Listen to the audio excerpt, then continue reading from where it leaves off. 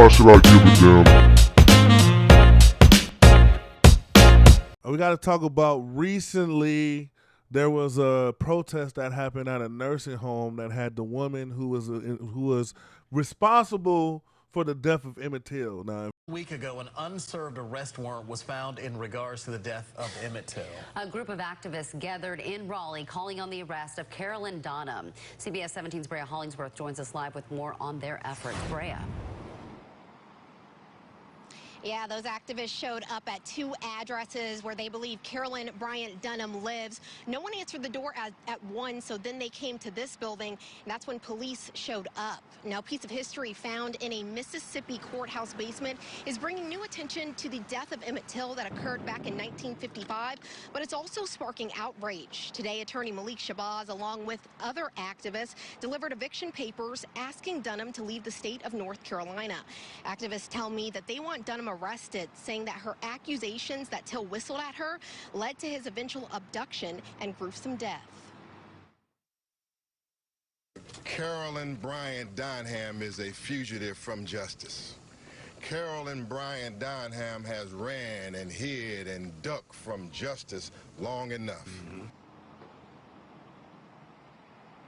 And they tell me that they won't stop until she is arrested. Attorney Malik Shabazz says that he's planning to be in Mississippi this week to pressure the Lafleur County District Attorney to enforce the warrant that was never served to Dunham. In Raleigh, Brea Hollingsworth, CBS 17 News. if you don't know who Emmett Till is, you shouldn't be watching this podcast because it ain't for you. You're wrong demographic, buddy. Go to the All Lives Matter podcast down the hall. But Emmett Till, you know, he was wrongly accused, murdered, strung up, thrown in the Mississippi River. We know the brutal story. We've been told the brutal story. I hate even going back because I get mad every time I see his face because I think about what that poor boy had to go through with an angry mob of white people. Just think about that. Your last breath, your last thoughts on this earth as a kid is an angry mob of white motherfuckers. That's my biggest fear is to die at the hands of a white motherfucker. That's the last thing I have to see is that. But a hating ass motherfucker. Just you getting hung as a bunch of Klan men just looking at you. That's it. Just lights out. Hate it. But long story short, they went to this lady nursing home because the lady who lied on Emmett Till is still alive. Fuck all that deathbed shit. They've been trying to say she on her deathbed. She did. They've been trying to say also they try to have us forget about the bitch. The Mississippi police have been protecting this woman since day one. When they even had a paperwork to convict this girl. They had a warrant to go get her arrest. And the fucking chief of police said, "Well, she got kids and she got a family to raise. I don't want to bother her with that." So it's just so funny how humane motherfuckers get when it comes to white motherfuckers. All of a sudden they got a life to live and they got all this shit. Fuck it, lock the motherfucker up. Long story short, a bunch of protesters came to the nursing home and they wanted that smoke. They demanded that this woman be arrested. They barged in, and I love seeing this because as black people, we always get told we don't slide, we're not action, we're just protest, we're not nothing. Going in the nursing home and putting the heat on this bitch, if she has to live free, if she has to live and she doesn't go to jail, I want every day she walks this earth to be a living hell. Fuck it. As a matter of fact, I don't even want her to get locked up. Make her life a living hell. Make her want to get locked up. Make her call the police. Like, could y'all just lock me up, please? Because I don't feel safe out here no more. Give me like 10 King Yellow looking ass niggas that could just stand outside her at all times just scaring her and shit. Like, I want her to die of a heart attack. I want her to die of a heart attack because she got scared by a nigga. Because that nigga like the nigga from the Goonies. Right. Now, what does she deserve? What does she deserve? She deserved to get her old ass dragged I was about to say, she by the end of a truck. She deserved to get dragged by barbed wire and thrown in Mississippi. Everything happened to Emmett Till should be happening to her. Yeah. Everything happened to Emmett Till should happen to her. I like that punishment. Like she won't survive as long though. Because we always see that with like the court. I love that. I can't lie. I'll be on YouTube. I like court outbursts. And it did hurt my heart because we had a classmate who got randomly robbed and killed, and his killer tried to have a little fake "I'm crazy" outburst. Bitch, you going to jail for life. That fake shit, but every once in a while when I see it, because we put one in the group chat a while ago where the dad got he's one of the rare dads that actually got a punch off in court and got some 2 pieces.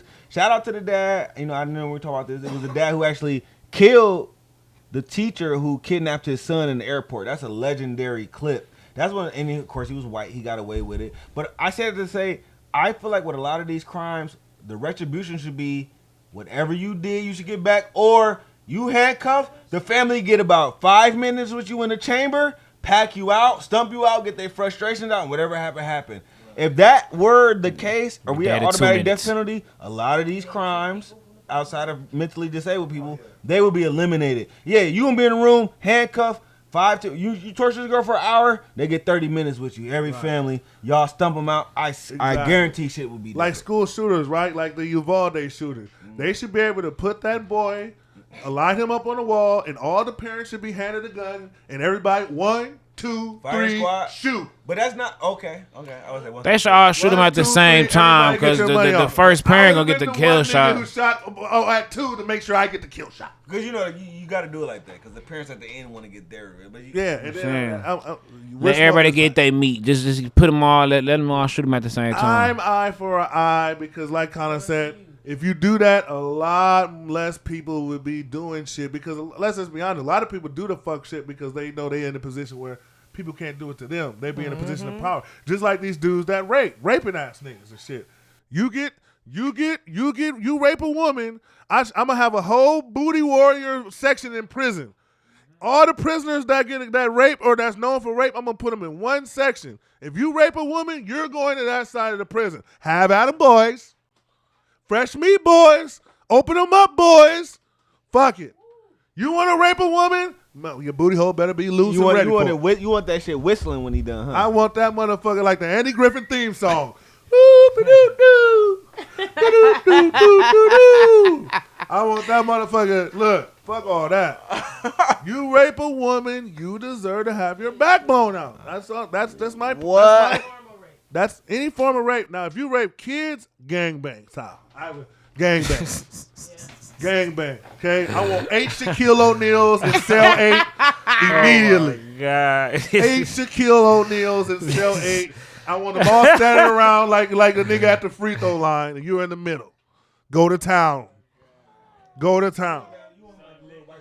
Now, look, I bet you any money you do that. Now, watch the rape numbers just dramatically just fall. Just dramatically dip. Because these motherfuckers who do this shit, they can't handle that shit being done to them. They want to be a predator with their weak ass. Crazy serial killers and shit. Okay, well, let's put you in a room, tie you up, and let the victims do what they want to you for 10 minutes. Get them a little toolkit. Get them a little here's a little kit. We go to Menards. Okay, Saul. Go to Menards. We give you a $500 gift card. Get what you want. Then we take it back to your killer. I would love that. Take it back to your killer, or the person who killed your kids, or the person who killed your husband or your loved one. Go to town, Mrs. Brown. Imagine being Can't in take jail. the heat. Get out the kid. Imagine being in jail. You did some crime, and 3 big niggas come in with like a tire jack just to crank. Yeah. That should have been. That's what I'm saying. But motherfucker, hey, crime would go down. Crime would go down. If you get caught, and this should be reserved for if you're just caught red-handed or you're caught on video or you're caught, you should have to do that. Because at the end of the day, like I'm always saying, I'm going to keep saying, these motherfuckers, they only do it because they feel like it can't be done to them. They want to be in a fake-ass position of power. These motherfucking white bitches, you call the police on a black man, and it results in his death or his time in jail, that white bitch should have to do either the time he did or firing squad, you get shot now. You get shot. Well, you get shot. So, bitch, you lie, you go to jail, and he end up getting shot. Okay, come on, you're next. You can apologize to him in the afterlife after we shoot you. So that's how we'll do it. We need to start getting. Okay, Eric for county judge. Look, crime would be at 0.5% Eric Clark nationwide. Eric Clark Jr. If I was president. If I was president. Exactly. Only difference.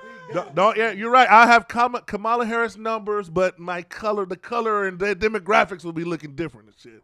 Motherfucker, my fucking jailhouses will be looking like motherfucker a cast of Dawson's Creek in that motherfucker. I used to like that. Cause I'm gonna have all sorts of motherfuckers in there. That's what it's supposed to be.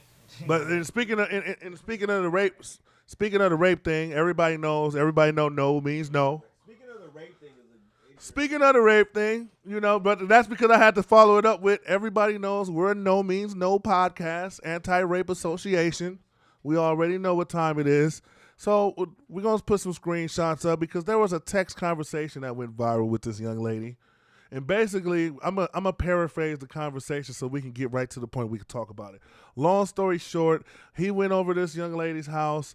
They had a back and forth talking. He was thirsty trying to smash. She said no. He was thirsty trying to smash again. He said no again. She said she only had 2 bodies. He said, well, can I be your third body? She said no. He then continued to pull her pants down.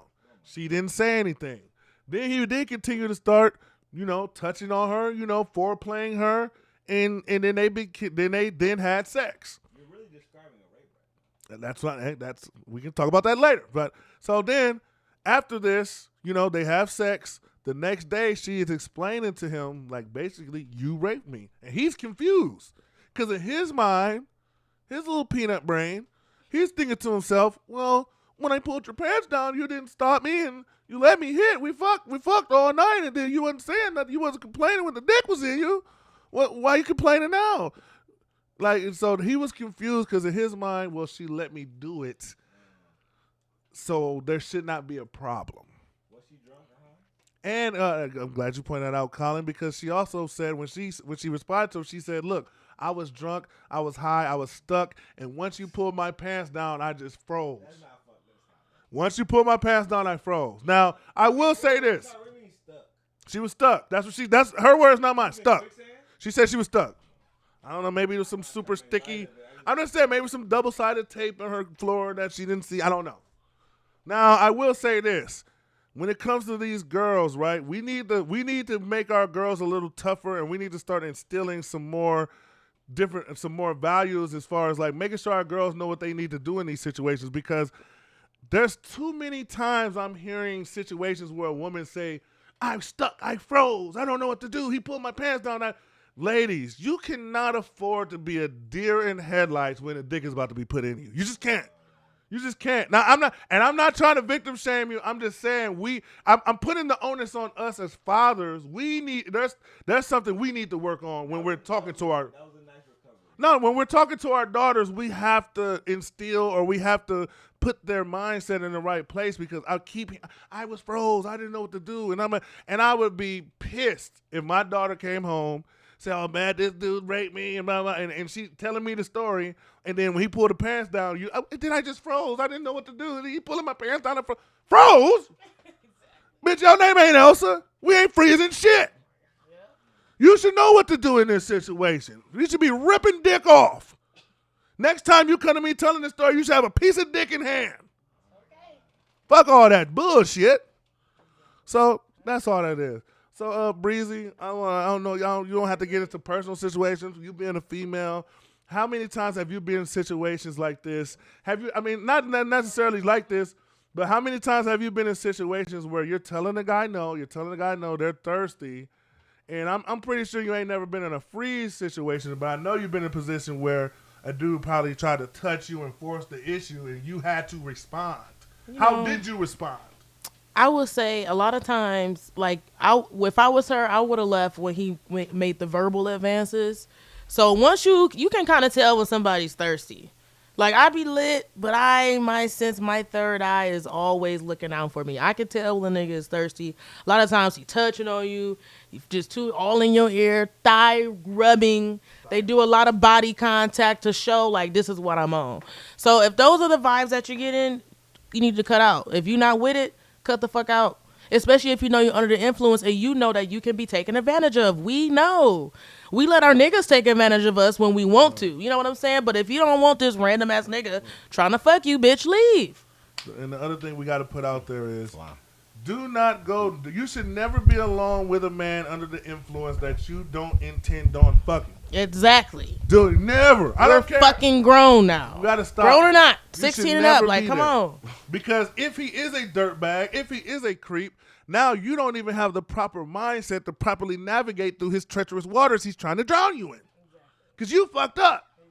And that's what happens now with the new age girl who wants to be just as fucked up as the niggas. When we try to tell y'all, hey, you got to be a lady, it's not just because we don't want you to do what men do. It's because the danger for you guys is different. Exactly. Control your friend. Control your male. Control yourself. Hey. Like, you should be like, I've gone on a date, and I can tell when dudes trying to get me fucked up and have me drink all these, I'm like, okay, I know what he on.